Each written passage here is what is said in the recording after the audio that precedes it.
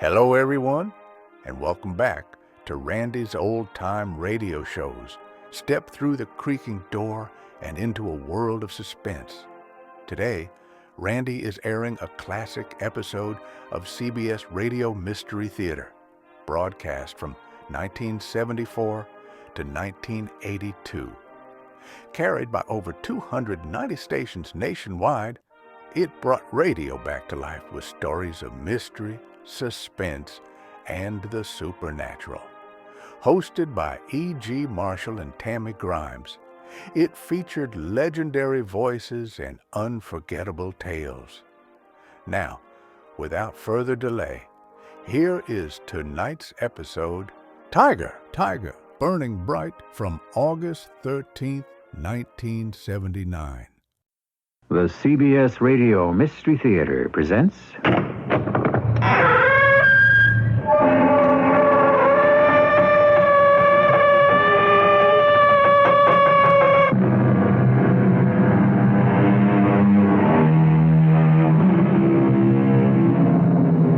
Come in.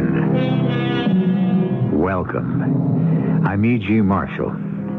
Once again, I invite you to share a particular kind of story which arises from an experience that is unusual. You probably have had a vivid foreshadowing dream. You may even insist that you have seen a ghost, or that you knew somehow that a distant relative or friend had died. No matter what anyone may say, such experiences are as real as they are puzzling. They're impossible to prove scientifically because the mind is infinitely complex. Consider, for instance, the problem that Dr. Louis Roby, a psychologist with offices in New York's East Side, is talking over with his associate, Dr. Raymond Taylor. You heard the tape, Ray. Who is this Mrs. Banning? I really don't know. You asked me to see her. Well, she was frantic. And now, this request. Why hypnosis? Because only in a state of induced sleep could she relive what happened generations ago. It's a horrible story, Louis. I don't doubt that it's true. What happened arose from some hereditary trait, some mutation of a gene. And the tiger surfaced.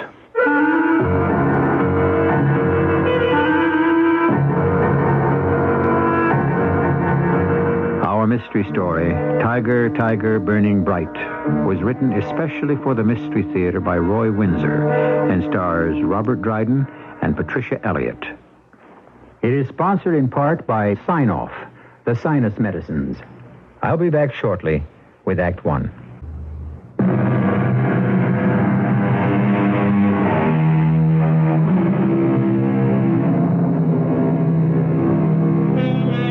We hear such words as déjà vu, in which you experience something you seem to have experienced before, or inspiration, a word that means many things, a state of intense intellectual or emotional stimulation, or, in theology, a supernatural influence that makes it possible for man to receive and to pass along some divine truth, all quite vague, and all challenges to psychologists who study mental processes. That is a profession of Dr. Louis Roby and his young associate, Dr. Raymond Taylor.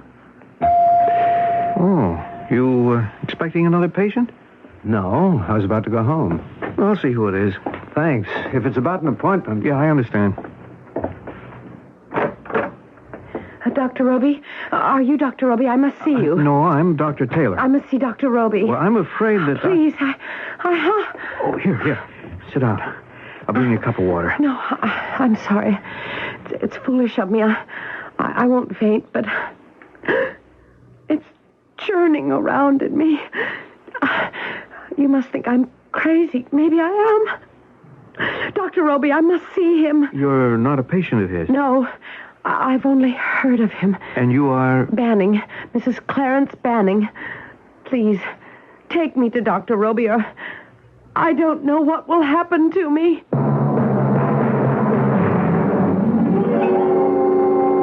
Sit down, Mrs. Banning. I'm all right. Forgive me for breaking in on you so late in the day, Dr. Roby. You're ready to go home, and here I am. I apologize. I'm as nervous as I'm so distraught I hardly know who I am. Nervous as a what, Mrs. Benning?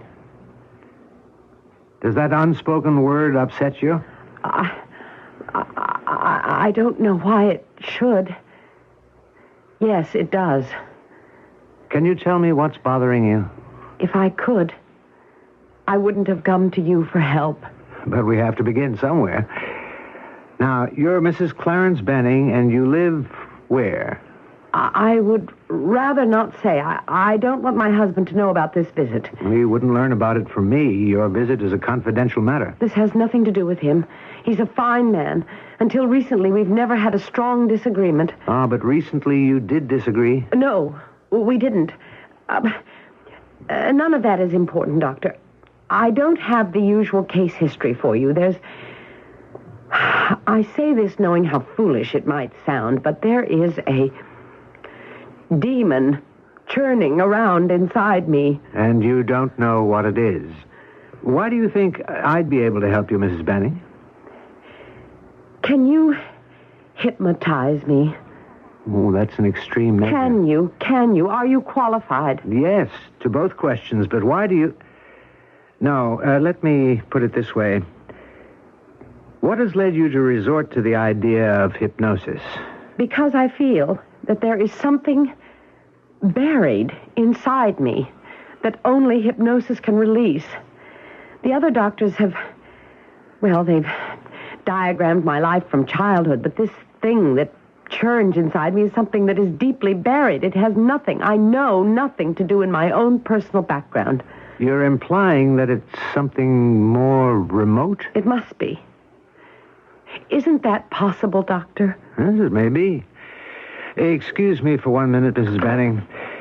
If I can hypnotize you, Mrs. Banning, I'll record my questions and your responses on tape because... Oh, Ray, would you mind very much staying on a while longer? Mrs. Banning has requested hypnotic treatment. I may want to confer with you briefly after the session. Thank you. All right, Mrs. Banning. You will hypnotize me, Doctor. I'll try to. Why don't you sit in a more comfortable chair, the leather armchair over there? All right. Will you be able to put me under? I don't know, but I'll soon find out.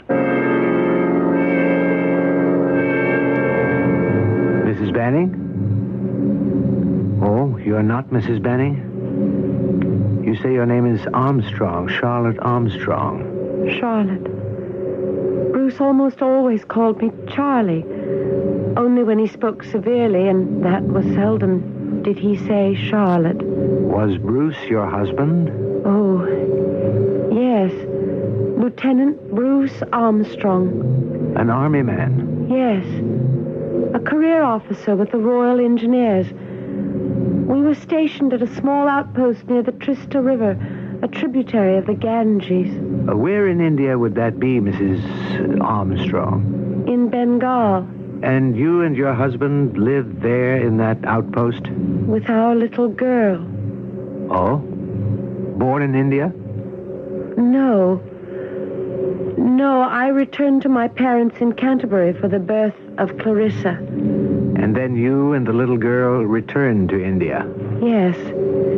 We were in Calcutta for a time, and I rather enjoyed it.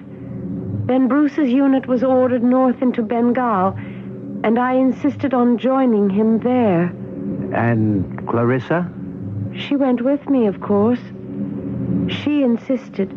Clarissa was no longer a baby. No, heavens no. She was 8 years old and devoted to her father. What year was that, Mrs. Armstrong? The year we went out was 1870. And Victoria was queen. And your life at the outpost? Difficult. Really quite difficult. We were, after all, a very little bit of England in a quite primitive and harsh country. It was lush, of course, but forbidding. The jungle was everywhere. The heat and dampness were depressing, and no one was allowed to wander very far away from the stockade. Oh?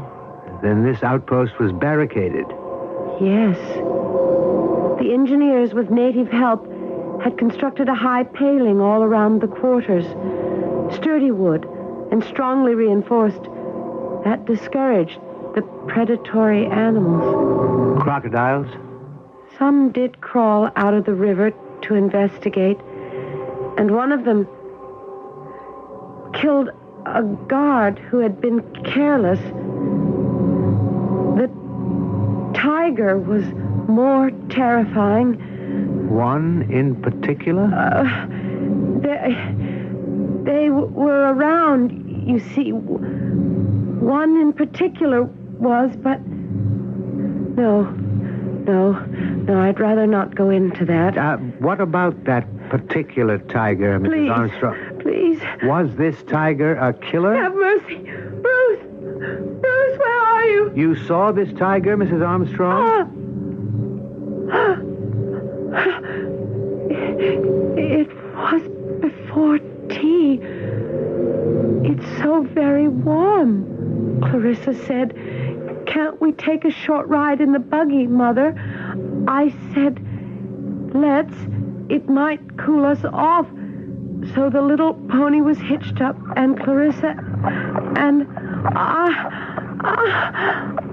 Go on. We had barely got out of the gate to the outpost when... Think hard, Mrs. Armstrong. I can't go on. You are outside the gate to the outpost. You're in the buggy drawn by the pony. And then... Oh, good Lord! Clarissa, run! Oh, Clarissa! Oh.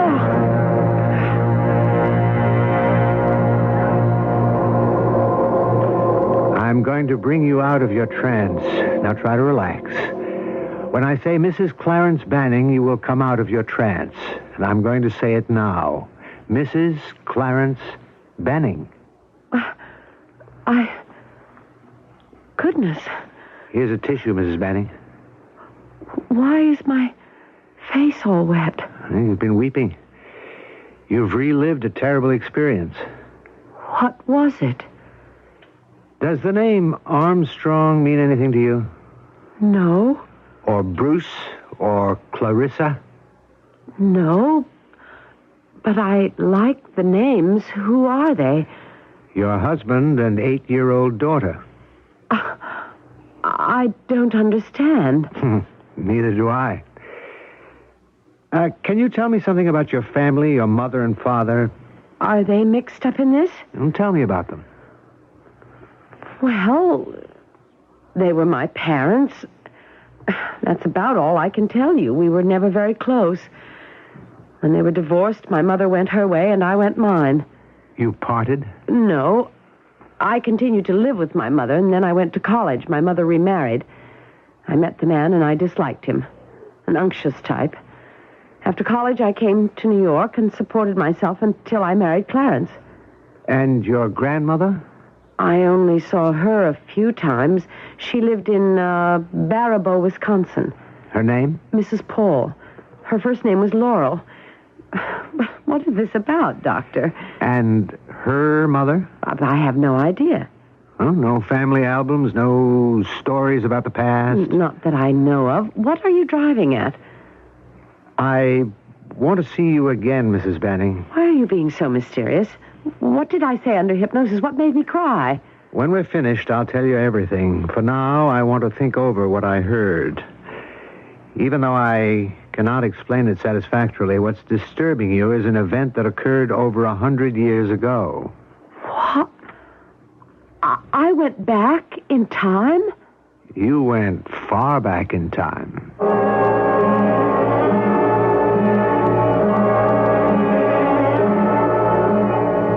Judas, the poor woman. It's remarkable, Ray. The incident itself, it could have been out of a story by Kipling, and even stranger, this Mrs. Banning having the incident buried in her after over 100 years. The Bridie Murphy kind of thing. She said something very significant on that tape, Louis. She said she was nervous as a... Then she stopped. She couldn't say cat. Yeah, I caught that, too. That's why I agreed to hypnotize her. When she stuck on that word, I suspected, well, several things, but not what she revealed. I can't get over the horror of it. A young mother and child attacked by a tiger. I wonder if the child escaped. There's some kind of link to Mrs. Armstrong. Or to her husband. He was a young man. He may have remarried. Yeah, that's true. But I think Mrs. Banning's related to Mrs. Armstrong's side of the family. And I'll try to find that out tomorrow. I wonder what precipitated the emergence of that 100-year-old skeleton. Even she won't know. A remark, a photograph in a magazine, the sound of horses' hooves. No, that we'll never know. But I will, I hope, find out what happened to 8-year-old Clarissa. There have been many instances of this kind of recall. For some reason, a man or woman under hypnosis travels backward in time and repeats in detail a conversation heard in an old English inn in the 18th century and can describe its interior down to details that astonish experts. This is not fakery. When conscious, they don't know the things they describe. More about this fascinating subject when I return with Act 2.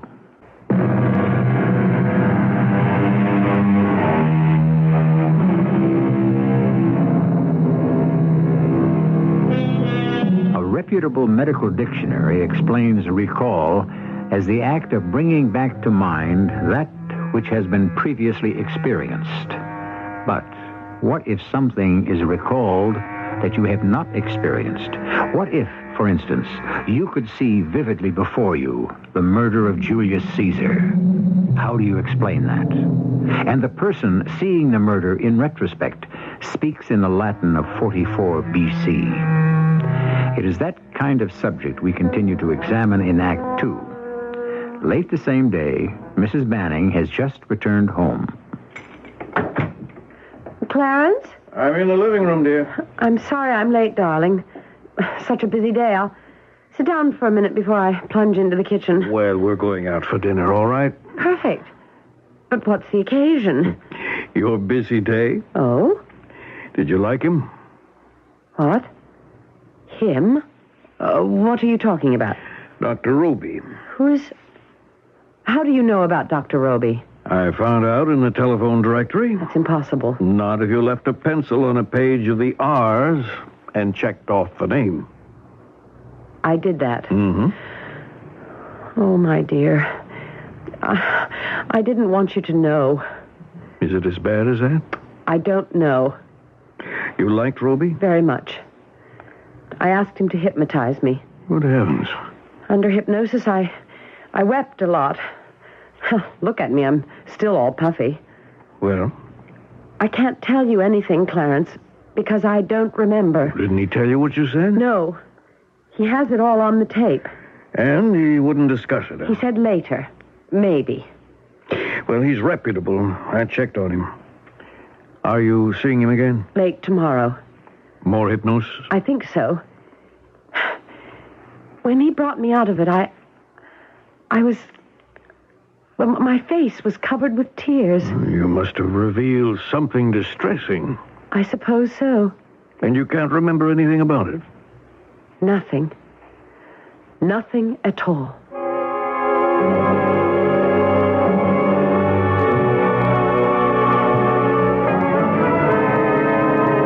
Remarkable, isn't it, Mr. Banning? Astonishing. And awful. Poor Charlotte. Charlotte? Is that your wife's first name? Yes. So there's more to this recall than we've heard. When all of it comes out, I'll review it with her. And she will be free of it. She'll be cured. Well, hopefully, but I can't promise that. I'd like to, but the attack by the tiger, the death of Charlotte Armstrong, the fate of the little girl, are experiences that were branded into the Armstrong line. Well, do you understand how? I mean, to an ordinary person like me, that's hard to understand. Well, it is to me, too. This is my first experience with this kind of recall, one that jumps generations. Charlotte Armstrong met a horrible death and her 8-year-old daughter witnessed it. That scene was branded into the little girl's mind. If she survived, and I don't know that yet, she may have borne a child, and that child may have borne another, and so on. And each somehow retained... Oh, I'm lost. Because, well, now we're theorizing, but it's possible that the chromosomes from the Armstrong lineage did retain some remembrance of that past event. It became pronounced in your wife's case. Such fears can be drawn out in the person helped, but Mrs. Benning's fear is buried very deep in her subconscious. What about her mother? Was she an Armstrong descendant? I don't know. It could have been the father. I wouldn't know. Now, may I ask you to keep our discussion confidential until I have completed my examination of Mrs. Banning?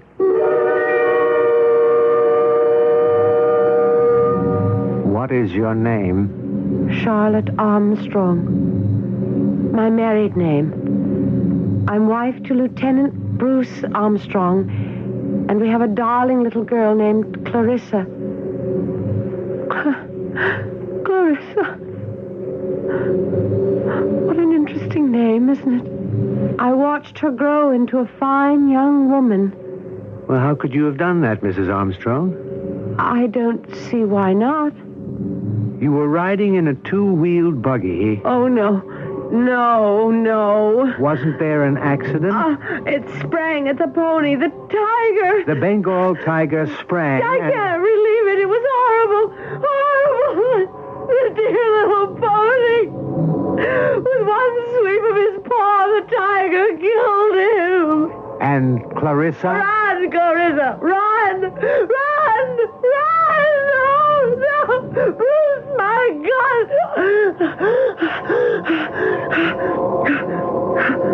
The tiger killed the pony, and then he killed you. Yes. He killed me. I don't remember anything more.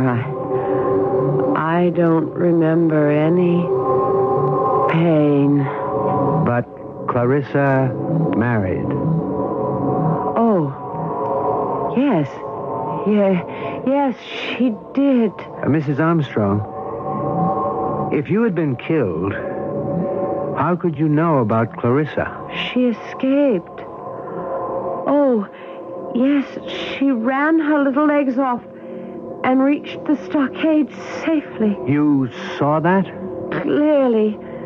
A nice young man, Tom Durrell, ran out of the stockade gate toward the dead pony and the overturned buggy and shot the tiger and killed him. You saw this? Yes. It was very sad. What happened to your Clarissa? I'm very tired. Very, very tired. You will begin to come out of a deep sleep. I will bring you out of your deep sleep.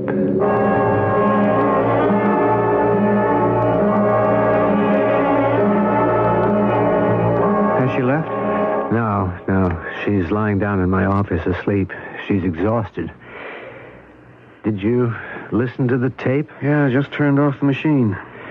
Sit down, Louis. Yeah, for a minute. I'm exhausted, too. It's not reincarnation. No. She's not an instance of a soul returning to a new body. What next? I'll talk with her and send her home. Then I'll ask her and her husband to come in for a visit. What about her problem, that churning sensation she has? Well, once she knows what's caused it, it may disappear. I hope so. Have they children? No. Well, and that's the end of the obsession.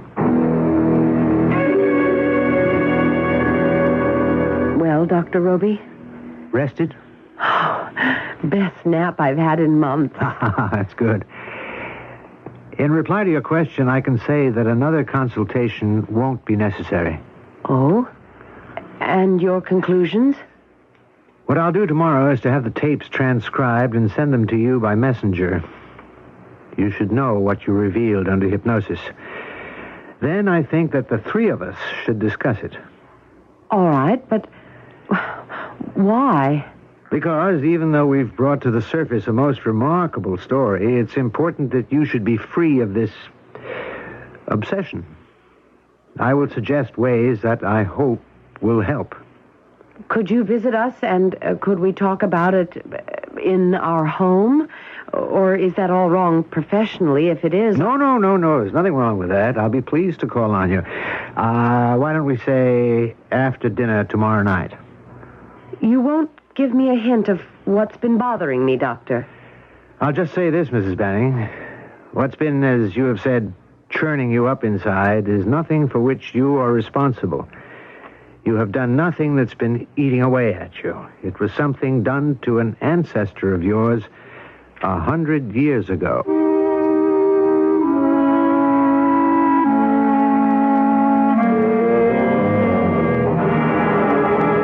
It's positively weird, Doctor. Have both of you read the transcripts? Yes. Well, what did you think of the transcripts, Mrs. Benning? Well, the story floored me. It's a horrible story. It makes me queasy to think that I've carried it around in my subconscious all my life. Can you explain it? No, not to my satisfaction. My associate, Dr. Taylor, and I have theorized about it, and the best we can do is to relate it to a branded chromosome. A chromosome of Clarissa's that was branded or scarred by what she witnessed. A genetic flaw? Perhaps. And of a kind that is rare. Then the tiger attacked and killed Charlotte Armstrong, and Clarissa naturally was horrified and never forgot what she saw. And then somehow her horror branded a chromosome? And when she bore a child, a slight shadow of what she had experienced was transmitted to her own child or children. Something in you triggered your recall, and you retrogressed 100 years. Now, it would help if you knew your family history. I don't. But we mean to find out. I think you should. Trace Charlotte Armstrong, if you can, through your lineage. Discuss her experience. Get it out into the light of day. If you persist, it's my hope that it will cease to horrify you and become just a conscious memory. You can handle that. Yes, I can do that. Good. It's what's hidden that's dangerous. What's secreted. It festers and is debilitating. You're saying this thing still could be dangerous? Very.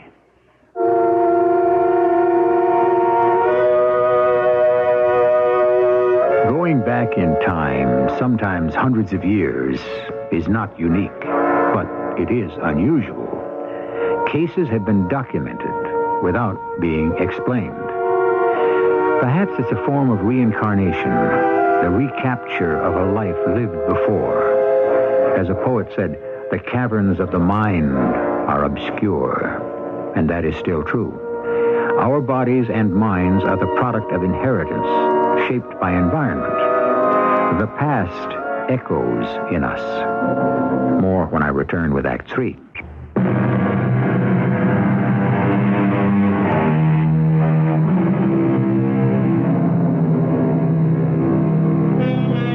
There's quite a famous true instance about going back in time. When General George Patton took over his first command in France, a French captain offered to show him around.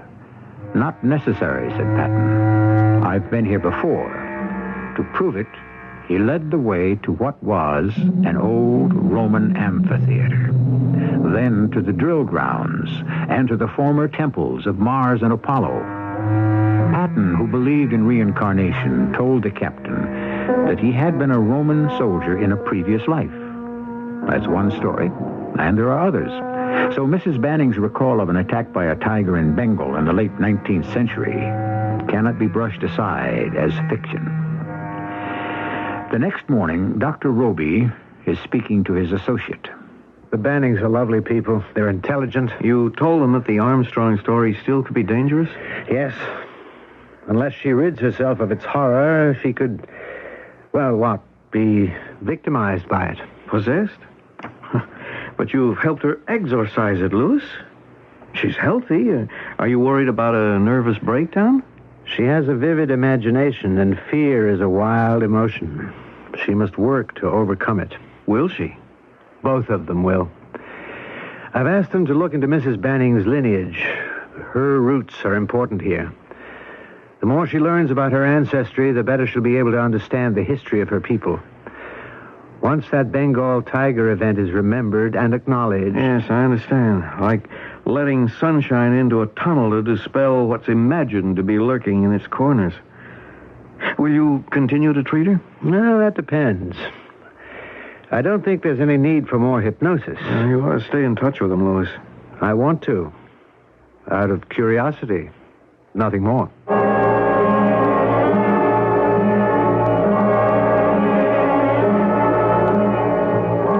Clarence, won't you be late at your office? It's almost... Yes, I know. I'm not going to the office. I'm taking a few days off. Honey, we're going to get to the bottom of this tiger business. Oh. And the logical place to start, the only place, is with your family. But I have no family. You know that. Well, there's your father, Charlotte, and stepfather. He wouldn't know anything. My stepfather, I mean. And I haven't seen my real father in, well, it must be 25 years. Where does he live?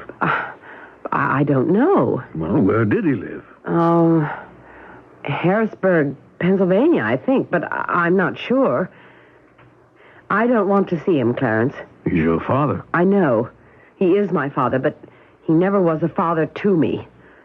A loveless man. After I went to college, I never saw him again. My mother divorced him, as you know. A domineering woman. They had bitter quarrels. A lovely childhood. I've tried hard to forget it. Well, if you won't see him, I must. Clarence, please, let's forget it. No. Really, I feel quite fine now. Dr. Roby dragged the past out of me, and I am fine, really. Good, good. But I intend to follow the doctor's orders. Now, he's anxious to link you up with Charlotte Armstrong. And so am I. But why? To clear away the last shred of mystery about what you recalled. Get the whole thing out in the open. Your father's name, if he's still living, you know that? No. Well, if he is, he must be in his 70s. Well, anyway, his full name... Wingate. Ronald James Wingate. Harrisburg, Pennsylvania. All right, I'll try to trace him. And then we'll pay him a visit.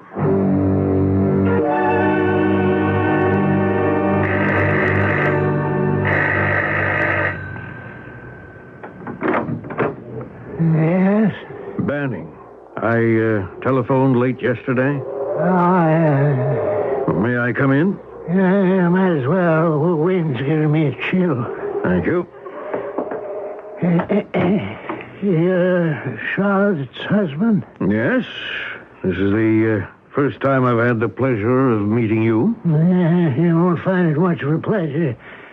I lead my life, and I prefer to be left alone. Well, I won't take much of your time, Mr. Wingate. May I sit down? No, yes, go ahead. What's all this about a tiger? Does Charlotte have a mental problem? I explained on the telephone. We're trying to explain Charlotte's vivid recall of the death of a Mrs. Bruce Armstrong. Yes, you told me about that. I still can't help you. Well, you agreed to think about your heredity, Mr. Wingate. Well, I have. I don't think I can help. You're American? Born here? Yes. But I'm not here, in New York City. And your father? An American. Your mother's maiden name? Pamela Nelson. American? English, I think. She died when I was a boy. And her mother, your grandmother? I never knew her. But she could have been Clarissa something. Maiden name Armstrong. Charlotte Armstrong to Clarissa to Pamela Nelson, your mother. If you could link up. Is there money there? No, why do you ask? You talk like a lawyer. I am a lawyer. I thought so. There must be money there. You come all the way from New York just to ask me questions about a tiger? I did. Her remembrance of the tiger killing her mother. Nonsense. Her mother married a smiler and died of boredom. And Charlotte, as a child, always was a little strange. Well, she's no longer, if she ever was, Mr. Wingate. Charlotte's outgrown her unhappy childhood. I think you'd better go. Yeah, so do I. Thank you for your courtesy. Sit down, Mr. Banning. You look tensed up. Yes, I am. But I also have some news that I think is pretty good. I paid a visit to my wife's father. I managed to drag out of him the name of his mother, Pamela Nelson. English. Now, I'm betting that her mother was Clarissa Armstrong before she married. So maybe we really can trace my wife's lineage back to Mrs. Bruce Armstrong and her gruesome death. Good, very good. I'll start now at the other end, England. And when I've got it put together, I'll call on you again. I want you to. The sooner the better. Oh? It's really that important? I think it could be. In my opinion, and it's only that, perspective here is important. Your wife's recall of that tiger attack was vivid, as if a tiger had attacked her. I want to try to push that far back in her subconscious memory, so far back that it will never surface again as an immediate experience. What if my investigation drags on? Well, then it'll have to. But until the history is all laid out, Mrs. Banning could still be terrorized by that tiger attack.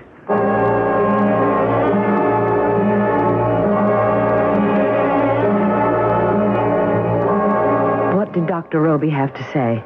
Oh, not much, really.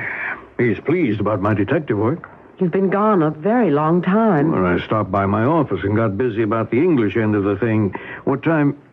Well, it is late. Almost noon. Well, how about a walk along Fifth Avenue? It's a lovely day. I'd love that. We'll stroll for an hour and then have some lunch. Oh, that sounds very pleasant. I need some fresh air. Are you all right, darling? Yes.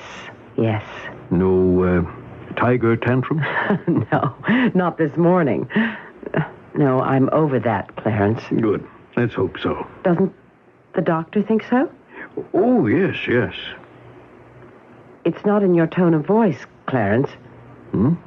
So I'm still not free of that thing. Well, almost, my dear. Once we get it in perspective, that was Roby's word, it will be exorcised. And we shall. I'll hear from England within a week. And until then? Well, we enjoy life, think bright thoughts, take a stroll down Fifth Avenue. You are a sweetheart, Clarence. Yes, come to think of it, I think I am.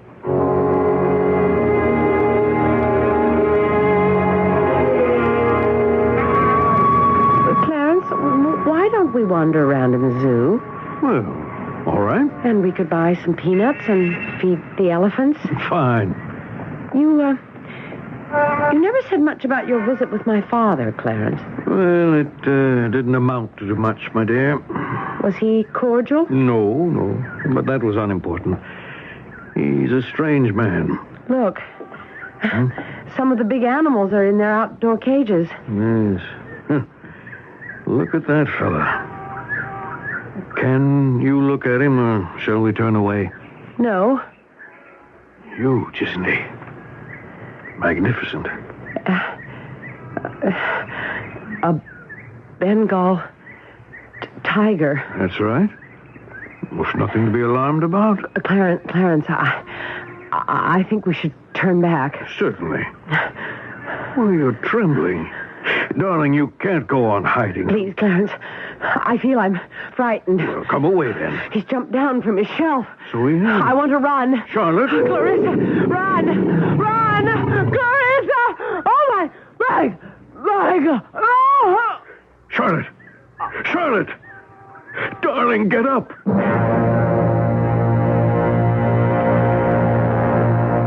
She's dead? Dead. Oh, no, no. The Bannings were strolling through Central Park, and they walked around in the zoo. They came to the tiger's cage, and suddenly, according to witnesses, the tiger went crazy and flew at the bars of his cage, right at Mrs. Banning. She screamed and fainted. At least that's what they thought. Actually, she dropped dead. Good Lord. Before she collapsed, witnesses say she tried to break away from her husband, and they heard her screaming, "Clarissa, run, run." Horrible. Then she collapsed. Must have been some kind of, well, affinity between the tiger and Mrs. Banning. Oh, that's far-fetched, Ray. Yeah, maybe. But animals do sense when a person's afraid of them. I caused her death. Well, that's foolish. Through hypnosis, I brought that killer tiger to the surface of her mind. Well, of course, and a good thing, too. But because I did, Mrs. Banning was conscious of it. It had come to the forefront of her mind. When she saw the tiger in the cage, that was the catalyst. That tiger became the Bengal killer tiger. The collision of the ideas horrified her. That's why she became Mrs. Armstrong for that moment. Now I'll see who it is. Okay. Mr. Banning? Dr. Roby? Come in, come in. I don't know what to say. Dr. Taylor just told me what happened. I'm inexpressibly sorry. I feel my responsibility deeply. I thought you might. But you were not responsible, Doctor. I've been walking around and thinking for hours. I'd like to blame someone. But I can't. It was fated. Even the cure. Hypnosis and exorcism to get rid of an obsession. It was just fated that the cure was discovered too late. My wife was doomed over 100 years ago.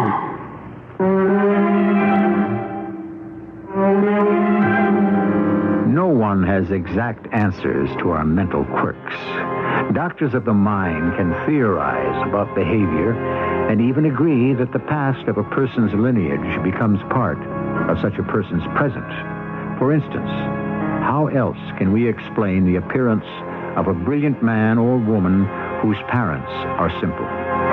There are many examples of this kind, so we do know one thing. The permutations of mental and spiritual characteristics are infinite. Was Mrs. Banning's death foreordained because of that? I'll return shortly.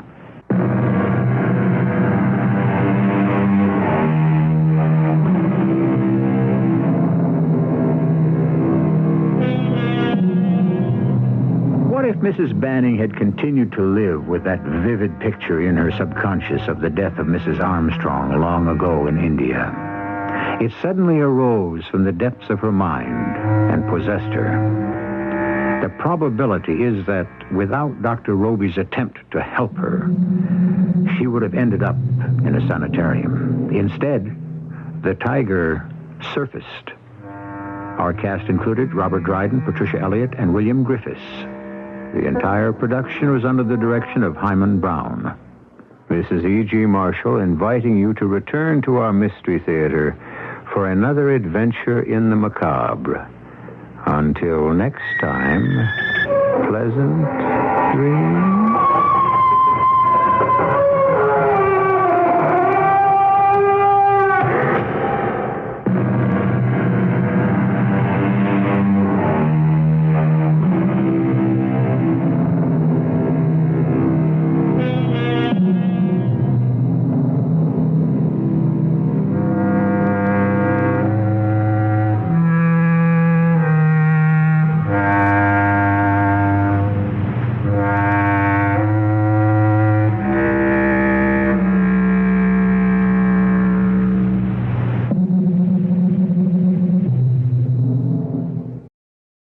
Well, folks, that's all for this episode here on Randy's Old Time Radio Shows.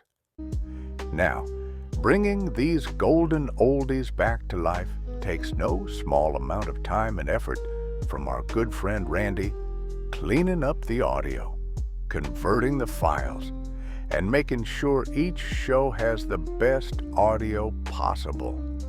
If you've enjoyed the program and you'd like to help keep these classics on the airwaves night after night, why not consider a small donation? Every penny goes straight to supporting Randy's work and helping this channel stay on the air. You'll find the links down in the description below.